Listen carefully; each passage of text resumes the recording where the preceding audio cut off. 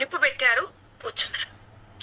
ఆ నాగరికులు వాళ్ళు కూర్చున్న తర్వాత పౌలు ఆ సమయాన్ని, ప్రతి సమయం కూడా మన జీవితంలో మనం వ్యర్థపరచుకోకుండా మనం చూసుకోవాలి. నా జీవితంలో వచ్చిన ప్రతి పరిస్థితిని మనం ఏం చేయాలంటే క్యాష్ చేసుకోవాలా.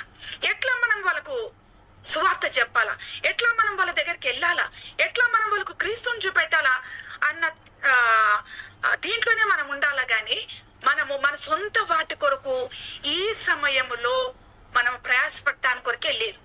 మన సొంత వాటి కొరకు మనం ఇంకా ప్రయాసపడడానికి ఇంకా ముగించి ఎందుకంటే దినములు చూస్తే మన దినాల లెక్క అయిపోయింది అనుకోవాలి. ఎందుకంటే మనకి ఇప్పుడు ఈ యాంటీ కన్వర్షన్ బిల్ విషయంలో కూడా మనం చూస్తా వస్తున్నాం. ఎంతో మంది జైల్లోకి వెళ్తా వస్తున్నారు, మూసివేయబడతా వస్తుంది, ఇంకా సువార్త ద్వారాలు మూసివేయబడతా ఉన్నాయి. ఈ సమయంలోనే